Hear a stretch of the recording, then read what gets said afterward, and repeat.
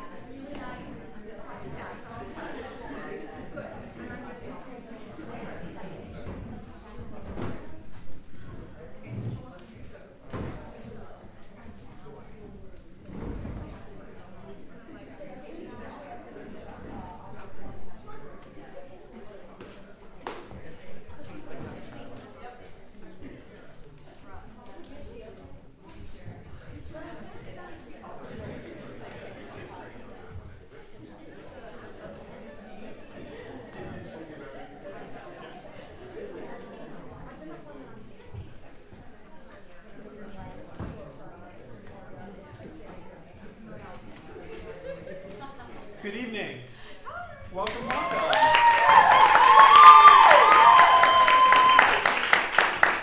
my absolute delight to welcome you to Katherine Sharp's Master's Recital here at NYU Steinhardt. Thank you so much for being with us. We are delighted to have you here. My name is David Sisko. I have had the utter indescribable joy of being her voice teacher for the last 2 years, and I can already tell you you are in for a great treat this evening. Just a couple pieces of information that are going to be helpful to you. First, we just ask that you turn off, silence all phones. I will tell you the internet or the Wi-Fi here is not great anyway, so you probably won't get any messages or dings, but just in case, if you could just turn off your devices, that would be awesome. If you have a program, you will notice that the recital is broken up into sets. For continuity, we're going to encourage you. You're going to want to clap after every song, which is understandable. We're just going to ask you to clap, though, at the end of each set. So she's going to sing I Have Confidence, and then you can clap. And then we have a set of 4 songs, and then you can clap. Okay? So just a little recital etiquette there. We will take a brief 10-minute pause. If you need the restrooms, just so you know, they are to the left, and then left outside the doors, and then left again. You'll see a staircase, and keep on walking to the end of the building. You'll find it, just so you know where that is. And I think that's all the information I need to tell you. I'm so delighted you're here. Thank you so much for being here, and please welcome Katherine Sharp.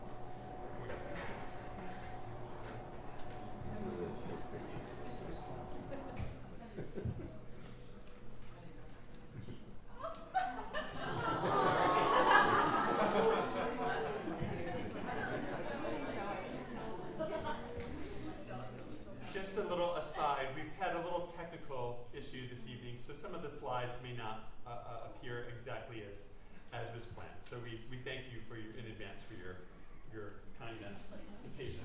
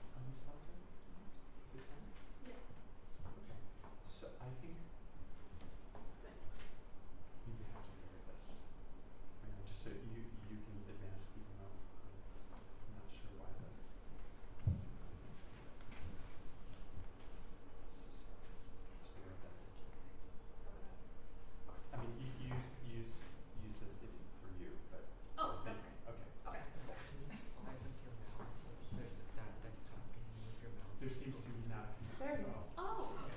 Oh. Is the slideshow showing on the computer or not? Okay. Like, oh.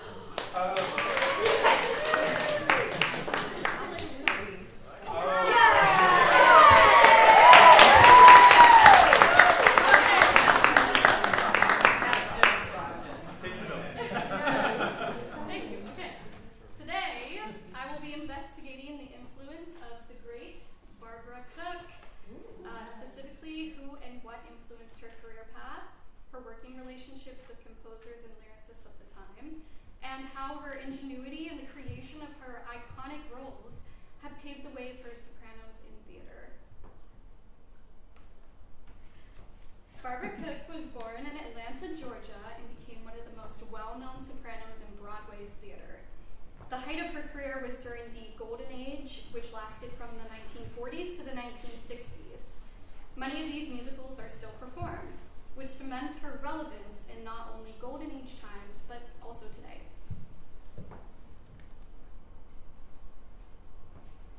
The shows Cook originated throughout her career included her Broadway debut, Flahooley, in collaboration with composer Sammy Fain, Plain and Fancy a few years later, Candide in collaboration with Leonard Bernstein, the show that won her the Tony Award, The Music Man, and She Loves Me in collaboration with Jerry Bock and lyricist Sheldon Harnick. Before knowing Cook's influence on others, we must know who and what inspired her. The first being Judy Garland. Cook recounts seeing Garland at the Golden Key Club while building her career in New York. Cook appreciated Garland's art of storytelling. Each song had a beginning, middle, and end, guiding the audience with authenticity and vulnerability through a story. This seemed to provide an unbroken line melodically and lyrically, which inspired Cook with her through line as well. Cook saw Mabel Mercer perform and immediately was intrigued by her lyrical finesse and ability to find and portray subtext. Mercer was able to effectively communicate the lyric without a subjectively beautiful voice, emphasizing the consonants to bring new life to the line, rather than vowels as we singers are taught. The one thing Barbara learned from Mercer was the importance of not only being heard, but understood. Cook explains that in He's Only Wonderful from Flahooley, she emphasizes the N in wonderful because of Mabel. Cook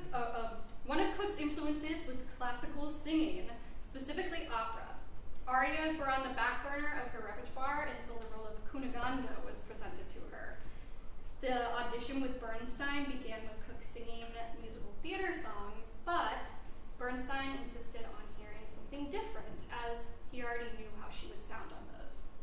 So she sang an aria from Madame Butterfly. This landed her a chance at the role and helped to create the sound of the character in Candide, which would become something wholly new in the musical theater and operetta world.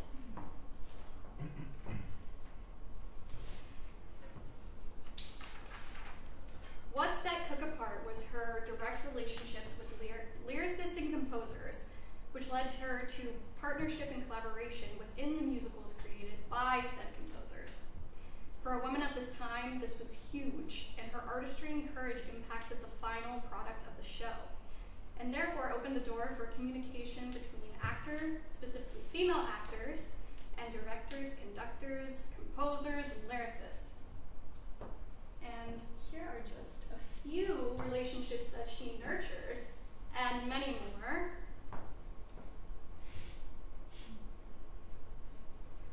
We can directly see where Cook formulated change within the scores here. First, during Plain and Fancy, she argued for the conductor to change a part within the orchestral score, where the saxophone line interfered with the vocal phrasing. At first there was pushback, but eventually it was changed. And here is an example within the sheet music that shows how the horns are after the vocal line within the song I'll Show Him.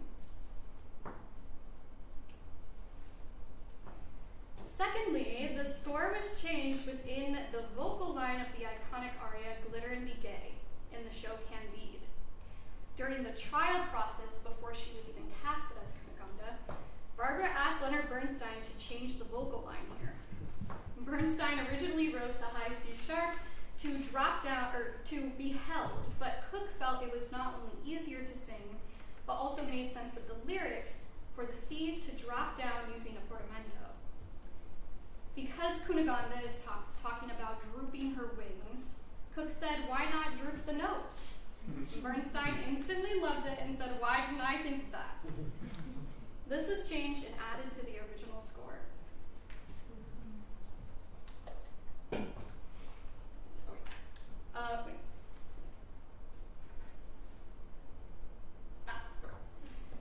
Cook's collaboration directly with composers to produce the song is the closest form that the composer intended.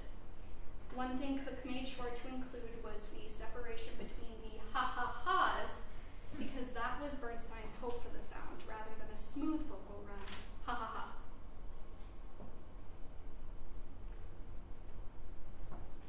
Lastly, Barbara originated the role of Amalia in She Loves Me, which eventually included this show-stopping piece called Vanilla Ice Cream. Bock added the piece later in the run of the show, and when he collaborated with Cook, she added the final high B at the end, which he then put into the original score. This is just another example of how her influence made a piece and role iconic. It is crucial to mention that Sheldon Harnick attempts to describe the experience of Cook's craft within She Loves Me. He wrote the lyrics, yet applauds her for the liberties she took within the lyric to create something unique to her and the experience of the character.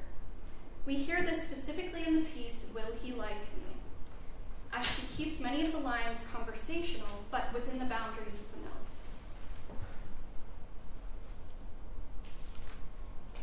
One composer worth mentioning is Stephen Sondheim. Barbara and Stephen's relationship was truly a friendship, and they admired each other's craft. Later in life, Barbara performed in many cabaret-style shows singing Sondheim's music, and worked directly with him to find new truths for his characters, based on her own experiences. Overall, she has paved the way for many sopranos in theater because of the roles she created, the vocal sound, truthfulness, and the impact of advocating for yourself and building genuine collaborative relationships. Here are just a few quotes from famous sopranos today, Kelly O'Hara and Audra McDonald. There are many other sopranos today that have been influenced directly by Barbara Cook's performance, including myself. hope you all will understand Barbara's influence on me as you listen to this next set and beyond.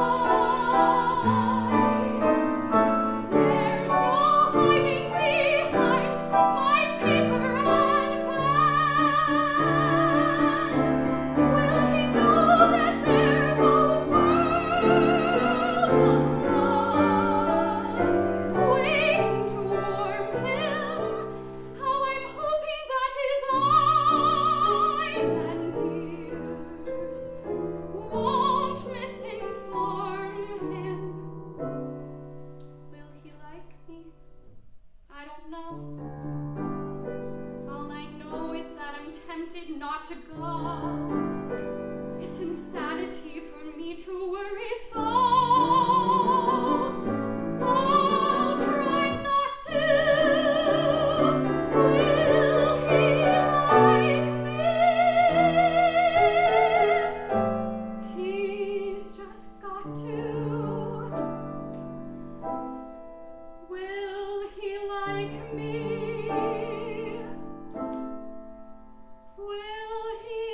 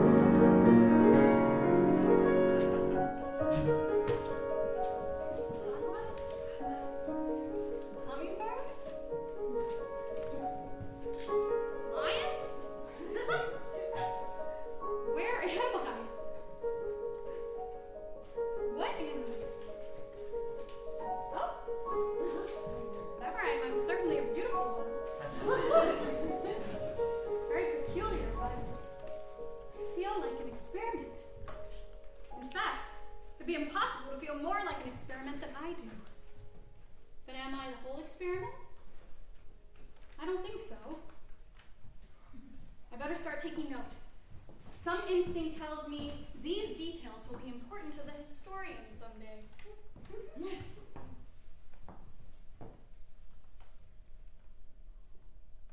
Around me is an incredible profusion of the most delightful objects.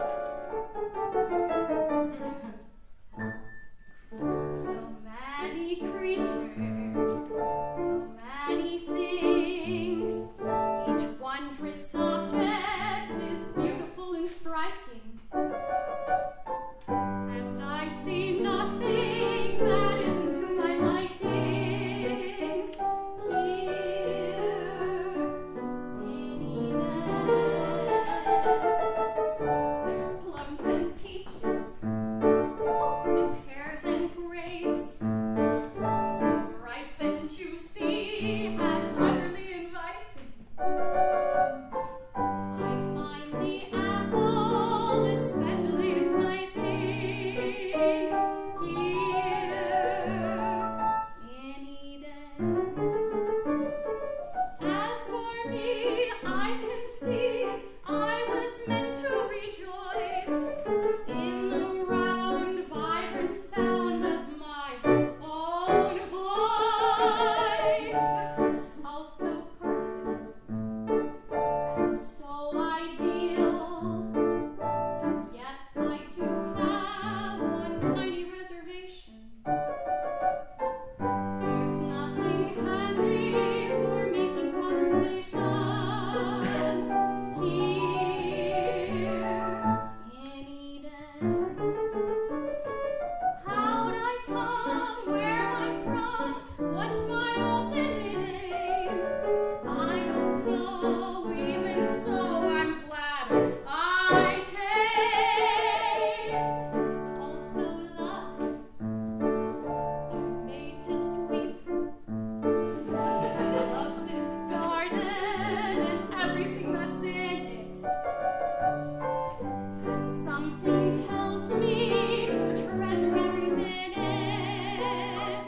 Blossom and bud, mountain and mud. I know I'll be happy, perfectly happy here in Eden.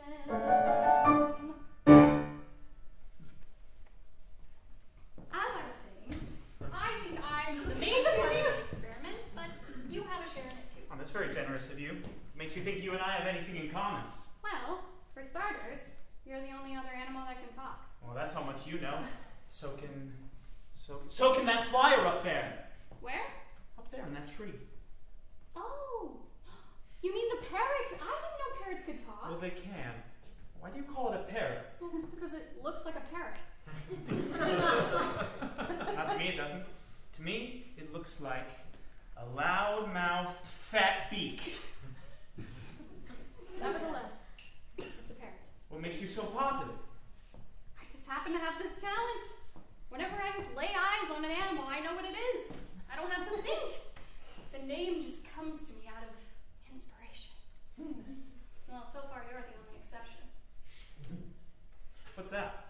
Horse, That? bull, That? goat, That? elk, That? wolf, That? duck. You're just guessing! I'm not guessing. Those are their names because that's what That's they what they look like, yeah. Okay. Yes. How old are you? 2 days. You'll never make it to 4. Oh dear, I've hurt your feelings. Ridiculous. No, I have. I can tell. I am so sorry. Well, don't be, because you're wrong. Anyway, I can't stay here for much longer. I have to go empty the 4-pronged white squirter. The what? The 4-pronged white squirter. Oh, you mean the cow?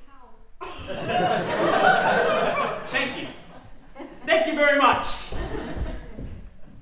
Somehow we got off on the wrong foot. I seem to aggravate it. I think it's a reptile. But I do wonder what it's for. I never really see it do much. Nothing seems to interested except resting. It's a man.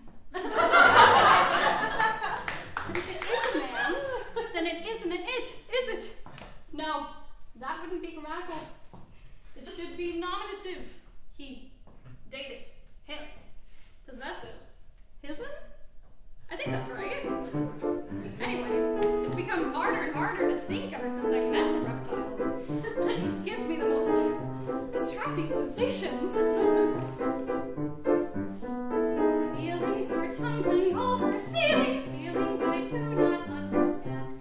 And I am more than slightly worried that they are getting out of hand. Sometimes they happen in my stomach, sometimes they happen on my skin. What is the name of this condition that I am in? If I'm objective and observant, if I can keep an even keel, I'll be the first to pin a name to what I'm the very first to feel.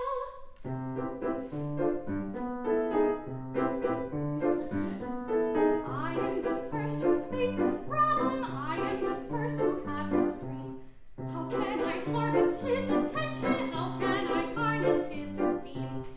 Am I sufficiently attractive? Should I do something with my hair? Is there some tidbit that will please him? What should I wear? What is the source of this congestion that I must learn to rise above? Is there a name for this condition? Yes, there's a name, and it is hell.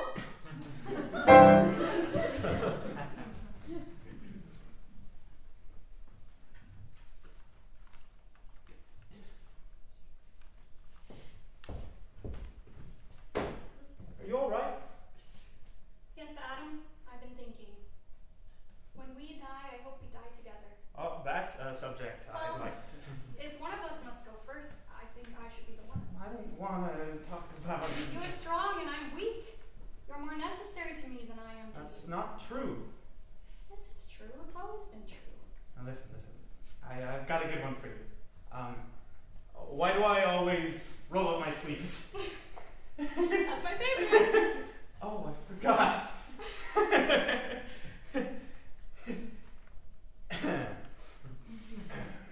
Life without him would not be life.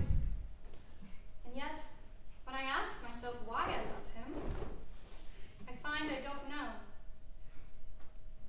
I love a certain bird for their song, but that hardly applies to Adam.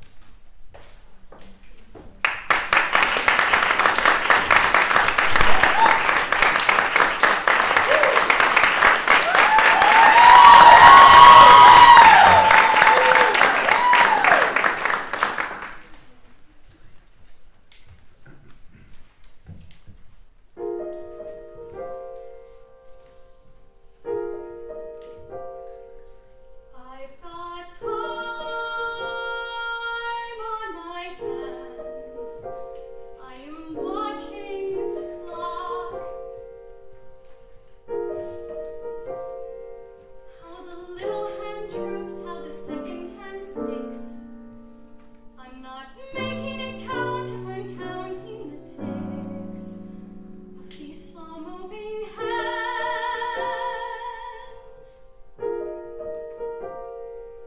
I've got time on my hands. Every imprint is clear. I can hear where it creeps, I can see where it hides. It encircled my waist and got stuck at my sides. And it's branded my hands. Time rushes by. Time follows deadlines. Day turns to night. May turns to June. Life saunters in. Life has bad timing. Always too late. Always too soon. I've got time on my hands, and I spin with the wheels. It will all go to hell if I spend it in haste. It will slip through my fingers till I learn to waste all this time on my hands. Time rushes on. Time changes colors. Leaves turn to red. Hair turns to gray. Love takes her time. Love keeps you waiting. I'll wait. Love is never too late in the day. I've got time on my hands. All the time in the world. I have time to decide. I have time to be wrong. It may take me a lifetime, but I'll live all along. I've got time on my side.